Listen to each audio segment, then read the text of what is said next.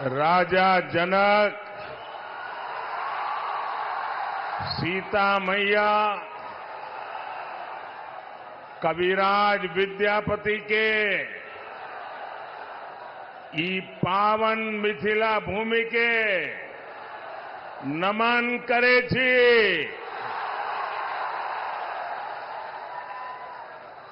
मैं दरभंगा की धरती से स्वर्गीय महाराजा कामेश्वर सिंह जी को भी प्रणाम करता हूं। एक तो मिथिला की ये पुण्य भूमि और दूसरा आप जनता जनार्दन का आशीर्वाद। इससे बड़ा जीवन का सौभाग्य क्या हो सकता है।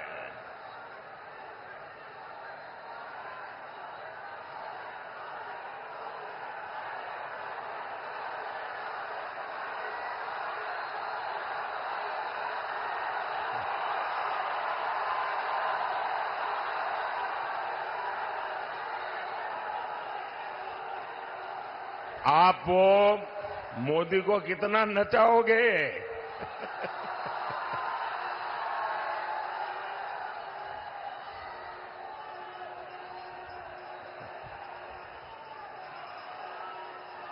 वो एसपीजी वालों को कहिए वो मोदी को कब्जा कर ले।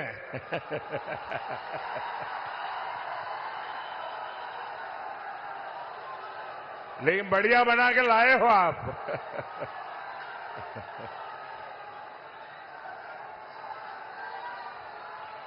आपका बहुत बहुत धन्यवाद जी।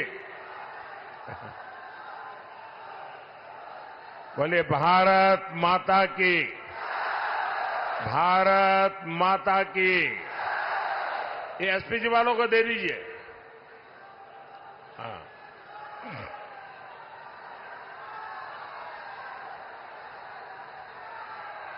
जय श्री राम, जय श्री राम। मैं आप सभी को अयोध्या में राम मंदिर के निर्माण की बहुत बहुत बधाई देता हूं।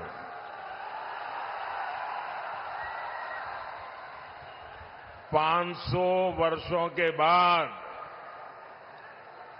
हमारा इंतजार समाप्त हुआ। 500 साल तक ये हमारे पूर्वज संघर्ष करते रहे, बलिदान देते रहे और कभी भी निराश नहीं हुए। हमारे पूर्वजों को पता था कभी न कोई बेटा पैदा होगा, कभी तो कोई बेटा पैदा होगा जो 500 साल के इंतजार को परिपूर्ण करके भगवान राम मंदिर। और साथियों, इंतजार सिर्फ राम जी का ही थोड़ा था, सीता मैया का भी तो था और हमारे मिथिला के भी तो था। हम अपने जीवन काल में ये शुभ समय देख रहे हैं। ये विश्वकर्मा भक्त आप नीचे रखो, पीछे लोग देख नहीं पाते। मैंने आपको देख लिया, सुखी रहो।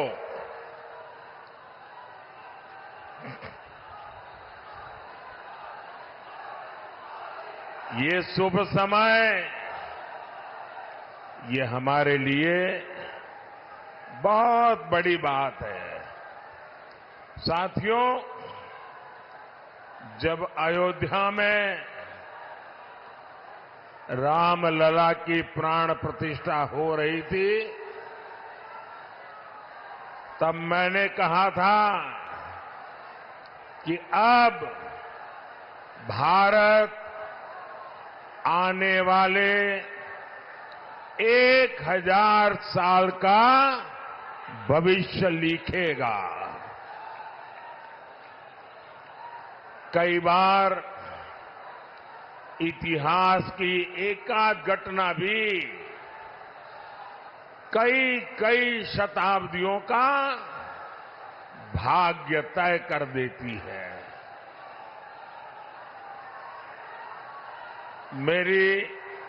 मेरी आप सबसे प्रार्थना है, देखिए जगह छोटी पड़ गई है, मैं जानता हूं आपको तकलीफ हो रही है, हो सकता है आप मुझे देख ना पाते हो, लेकिन उसके लिए हमें क्षमा करें। आराम से जहां है वहां खड़े रह करके मुझे सुनिए, और अगर आवाज कम करेंगे तो मुझे बोलने की सुविधा बढ़ेगी। तो आपके आशीर्वाद है मैं बोलना शुरू करूं? आप शांति रखोगे? आप इतने अच्छे लोग हैं। आज से 1000 साल पहले जब पश्चिम से भारत पर हमले होने शुरू हुए थे, तब किसी ने नहीं सोचा था कि भारत 1000 साल की गुलामी में गिर जाएगा। जो बिहार देश को दिशा दिखाता था, वो ऐसे संकटों से घिरा कि सब कुछ तबाह हो गया। लेकिन साथियों, भारत के भाग्य ने आज एक बार फिर करवट ली है। बिहार के भाग्य ने एक बार फिर करवट ली है। 21वीं सदी में ये कालखंड ऐसा आया है जब भारत फिर से अपनी सारी बेड़ियां तोड़कर उठ खड़ा हुआ है। आज भारत की दुनिया में जो साख है ना, वो नई ऊंचाई पर है। आज भारत चांद पर पहुंच गया है, जहां कोई नहीं पहुंचा। 10 साल पहले हम दुनिया की 11वें नंबर की अर्थव्यवस्था थे। सिर्फ 10 साल में हम दुनिया की 5वें नंबर की अर्थव्यवस्था बन चुके हैं।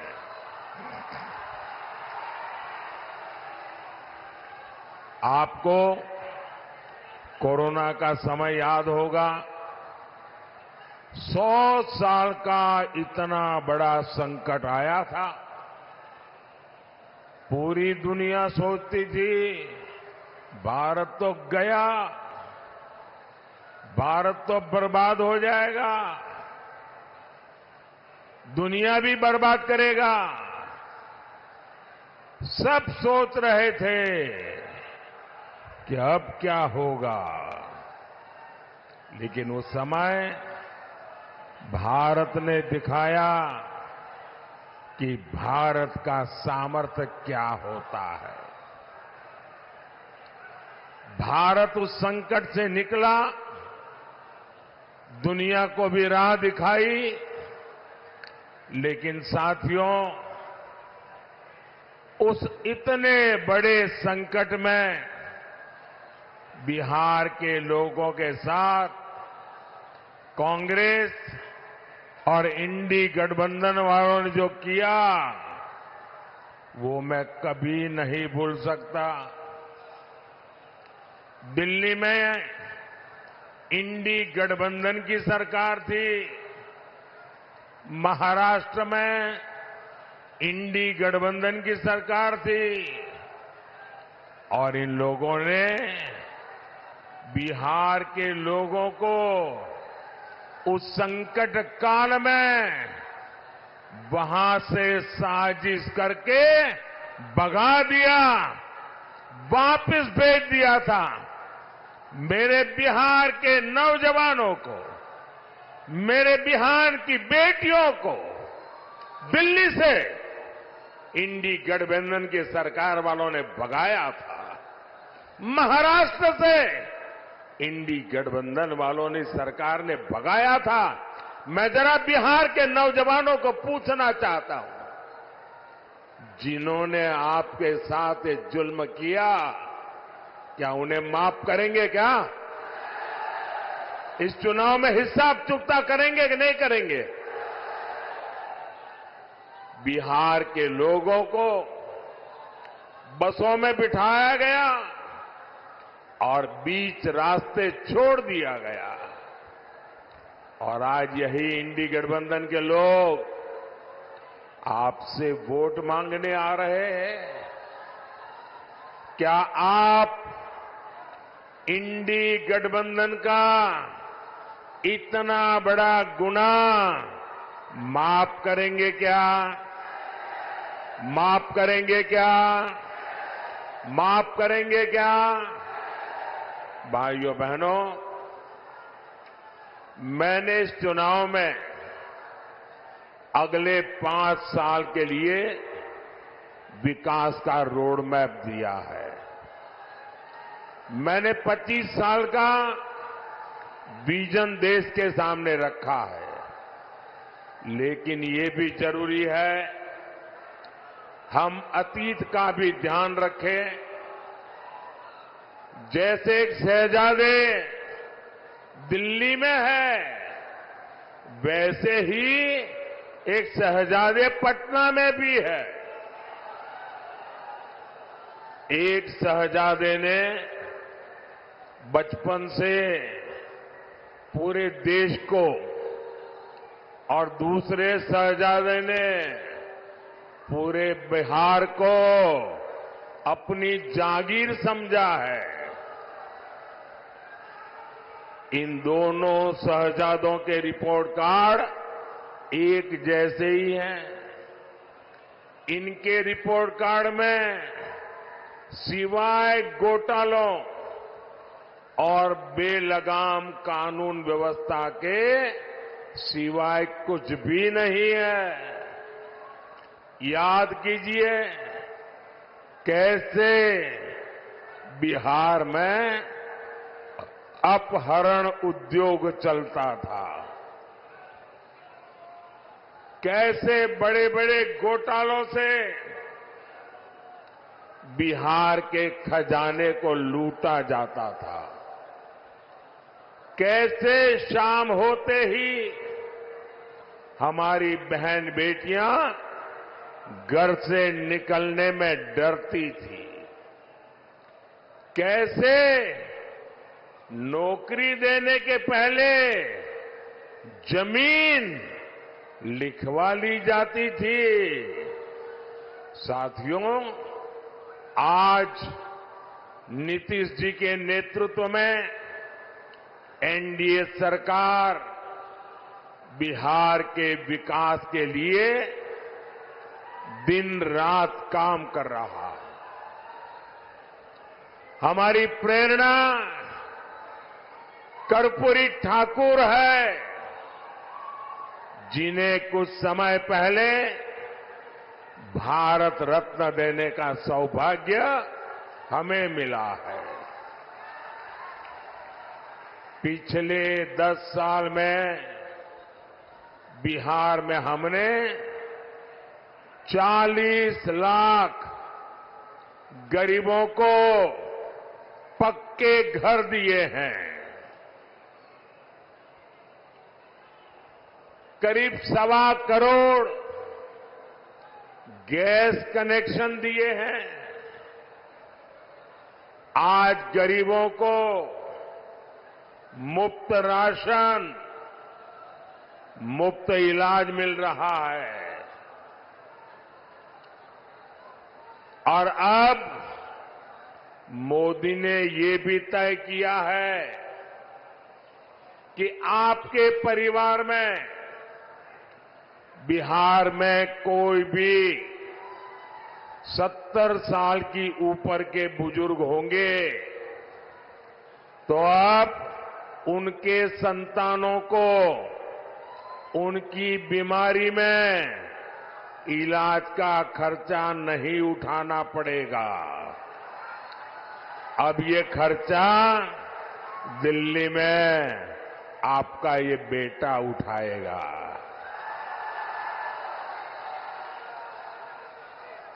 70 साल के ऊपर के हर बुजुर्ग को 5 लाख रुपए तक मुफ्त इलाज मिलेगा। मेरे बिहार के साथियों, मेरे दरभंगा के साथियों, मेरा एक काम करोगे?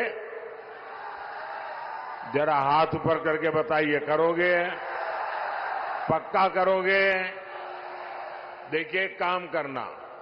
जब आए भी इन दिनों गांव-गांव जाते होंगे, मोहल्ले में जाते होंगे, छोटी छोटी बस्तियों में जाते होंगे, अगर वहां पर कोई परिवार ऐसे आपके ध्यान में आ जाए जिनको अभी पक्का घर मिलना बाकी है, गैस का कनेक्शन मिलना बाकी है, नल से जल का कनेक्शन बाकी है, आयुष्मान का कार्ड नहीं पहुंचा है, तो उनको कह देना कि मोदी जी की गारंटी है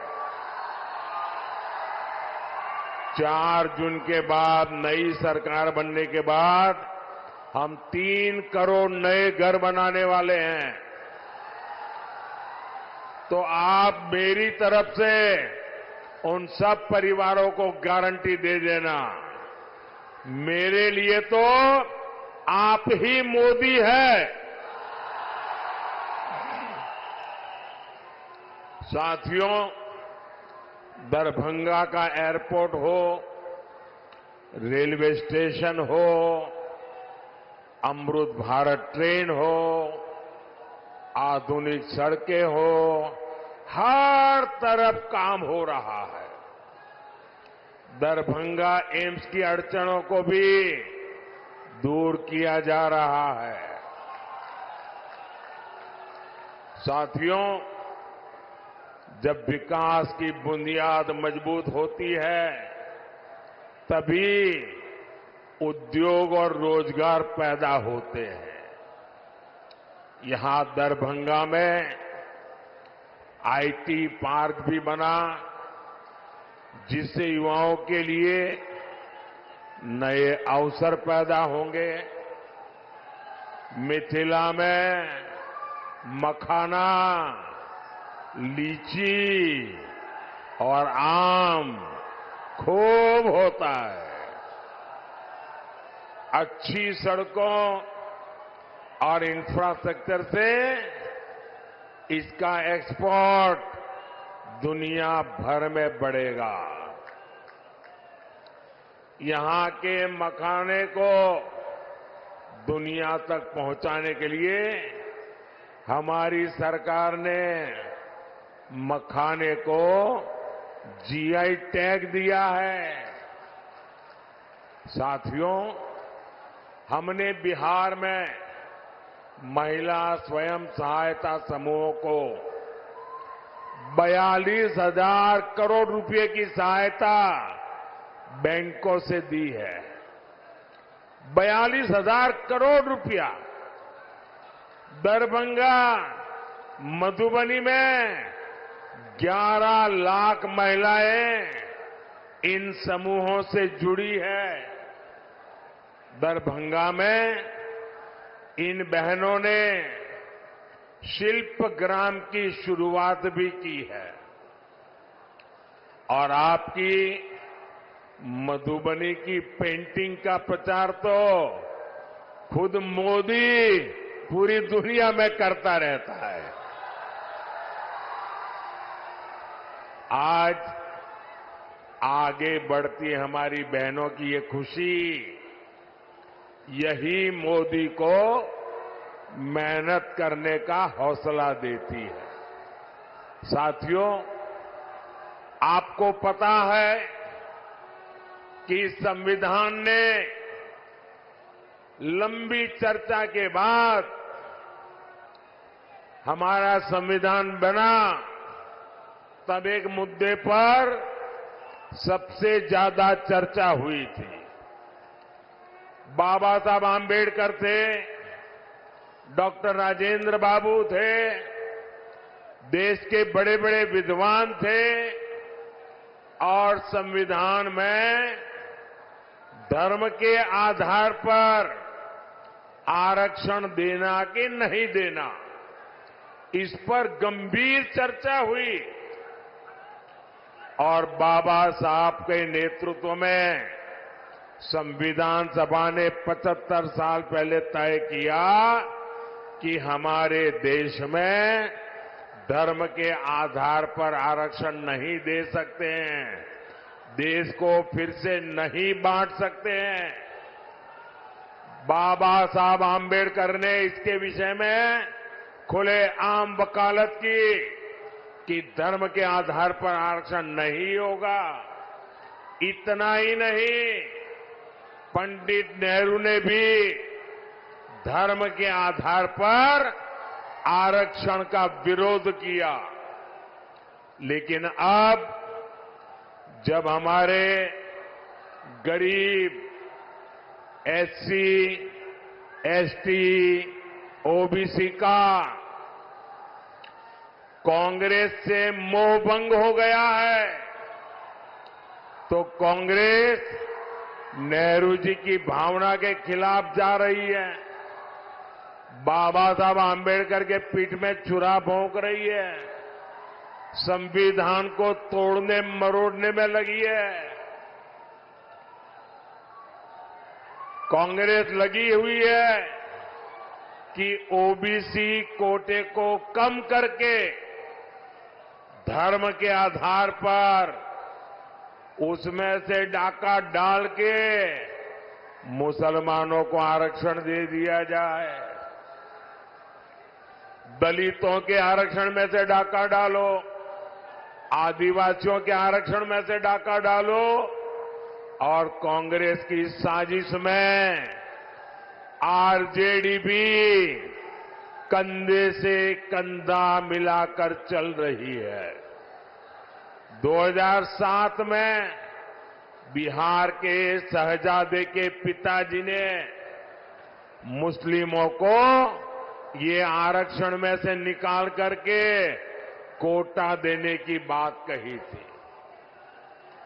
रेल मंत्री के रहते हुए उन्होंने रेलवे अधिकारियों को कहा था कि मुस्लिमों के लिए कोटे का इंतजाम किया जाए। सोचिए, ये एससी, एसटी, ओबीसी का आरक्षण छीनकर को मुस्लिमों को देना चाहते हैं।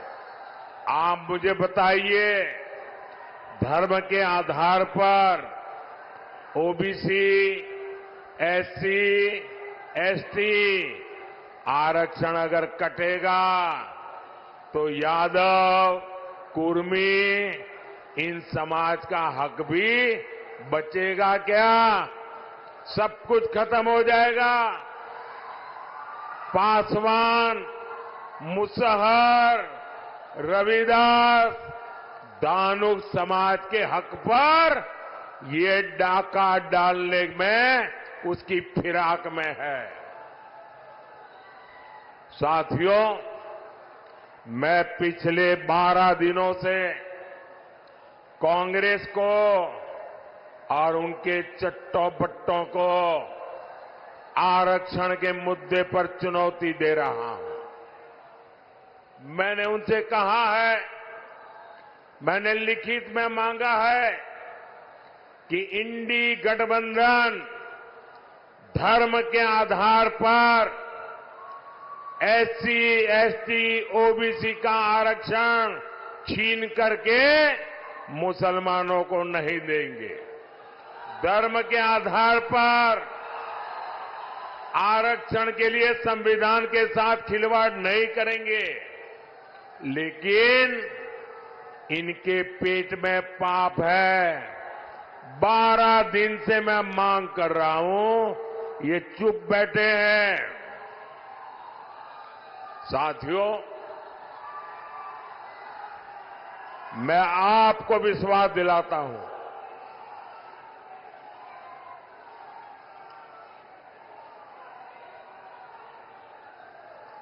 मैं आपको विश्वास दिलाता हूं, जब तक मोदी जिंदा है, जब तक मोदी जिंदा है, एससी, एसटी, ओबीसी के आरक्षण पर कभी भी मैं खिलवाड़ नहीं करने दूंगा। साथियों, मैंने जब से कांग्रेस, आरजेडी के इरादों को बेनकाब किया है, तो ये लोग बौखला गए हैं। अब आरजेडी ने ये गिनना शुरू कर दिया है कि सेना में कौन हिंदू है, कौन मुसलमान है। यही इनका असली चेहरा है। ये लोग समाज को बांटने के लिए, देश की एकता तोड़ने के लिए कुछ भी कर सकते हैं। मां भारती की रक्षा के लिए जो सीने पर गोली खाता है, वो पहले भारतीय होता है। और ये आरजेडी के लोग उसे हिंदू मुसलमान की नजर से देखते हैं। मैं जरा हिंदू मुसलमान का बंटवारा करने वालों को पूछना चाहता हूं, क्या अब्दुल हमीद जी को हम इस शर्त इसलिए याद करते हैं क्योंकि वो मुसलमान थे? देश को इस दिशा में ले जाएंगे ये लोग। यही लोग सर्जिकल स्ट्राइक पर सवाल उठाते हैं, एयर स्ट्राइक पर सवाल उठाते हैं। यही लोग आर्मी चीफ को गाली देते हैं। आखिर किसको खुश करने के लिए, किसके इशारे पर ये बोला जाता है? देश सब देख रहा है, जनता है, सब कुछ जानती है। देशवासी सब देख रहे हैं। साथियों, आरजेडी का इतिहास सामाजिक न्याय का मुखौटा लगाकर हमेशा तुष्टीकरण करने का रहा है। जब गोधरा में कार सेवकों को जिंदा जलाया गया था, तब रेल मंत्री ये शाहजादे के बेटे थे जो सजा काट रहे हैं और जमानत पे घूम रहे हैं। उन्होंने दोषियों को बचाने के लिए सुप्रीम कोर्ट के एक जज की कमेटी बनाई, बेनराजी कमेटी। सोनिया बहन का राज था ना, और इसलिए उन्होंने बेनराजी कमेटी बनाई थी। वो जज का नाम बेनर्जी था, तो लोग बेनराजी बोलते थे। और उससे ऐसा रिपोर्ट लिखवाया कि 60 कार सेवकों को जलाने वाले निर्दोष छूट जाए। लेकिन ये रेल मंत्री जो अभी जेल में जिंदगी गुजारने के लिए मजबूर है, जमानत पे घूम रहे हैं, अदालत ने उनके इस रिपोर्ट को कूड़े कचरे में फेंक दिया और उन सबको सजा सुनाई, फांसी तक की सजा हो गई। पूरी दुनिया को पता था कि कार सेवकों को जिंदा जलाया गया था, लेकिन तब फर्जी जांच रिपोर्ट बनवाकर कार सेवकों पर ही दोष मढ़ने की साजिश रची गई थी। यही इनका इतिहास है, यही इनकी सच्चाई है। साथियों, हमें बिहार को लालटेन के दौर में वापिस नहीं जाने देना है। अभी आपको पता होगा, ये शहजादे दिल्ली वाले एक नई बात लेके आए हैं। आप मुझे बताइए भाइयों बहनों, हमारे परिवार में जो माता पिता होते हैं वो मेहनत करके कुछ न कुछ बचत करते हैं कि नहीं करते हैं? कुछ न कुछ बचाते हैं। उनके मन में रहता है कि एक छोटा सा घर बना दूं, बच्चों को काम आ जाएगा। एक छोटी सी गाड़ी ला दूं, बच्चों को काम आएगी। खेत खरीद के रखो, बच्चों को काम आएगा। हर मां बाप के मन में ये इच्छा रहती है कि वो अपने मरने के बाद बच्चों को कुछ न कुछ देकर के जाए। हर मां बाप की इच्छा रहती है।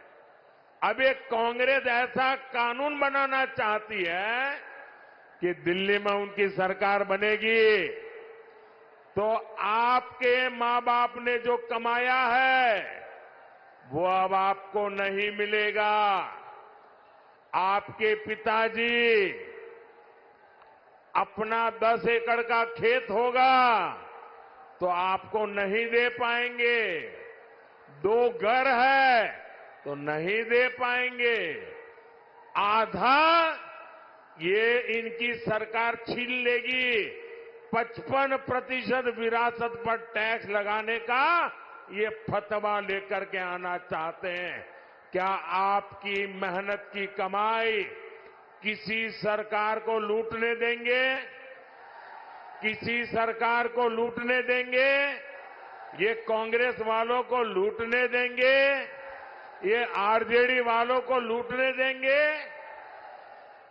और इसलिए भाइयों बहनों, आपका भविष्य बचाने के लिए, आपके बच्चों का भविष्य बनाने के लिए 7 मई को जंजारपुर में जेडीयू से प्रत्याशी श्री रामप्रीत मंडल जी आए हैं। 13 मई को दरभंगा में बीजेपी से श्री गोपाल ठाकुर जी और समस्तीपुर से एलजेपी की हमारी बेटी श्रीमती सांभवी चौधरी जी, पूरे हिंदुस्तान की सबसे छोटी उम्र की बेटी चुनाव लड़ रही है। आप सब आशीर्वाद दीजिए। ये हमारी बेटी तो जीतनी ही चाहिए। 20 मई को मधुबनी में बीजेपी के श्री अशोक कुमार यादव जी को, ये हमारे इन सभी साथियों को भारी संख्या में वोट दीजिए। और जब आप उनको वोट देंगे ना, तो ये वोट सीधा सीधा मोदी के खाते में जाएगा। मोदी को मजबूती मिलेगी और मोदी मजबूती से आपकी 5 साल और सेवा करेगा। तो घर घर जाएंगे, ज्यादा से ज्यादा मतदान करवाएंगे। पहले मतदान, फिर जलपान, ये पक्का करेंगे। अच्छा, मेरा एक काम करेंगे, जरा हाथ ऊपर करके बताइए, करेंगे? मेरा काम करेंगे। यहां से जाने के बाद हर घर जाना, घर घर जाकर के कहना कि अपने मोदी जी दरभंगा आए थे और मोदी जी ने आपको प्रणाम कहा है। मेरा प्रणाम पहुंचाएंगे, घर घर मेरा प्रणाम पहुंचाएंगे। बोलिए भारत माता की, भारत माता की, भारत माता की। बहुत बहुत धन्यवाद।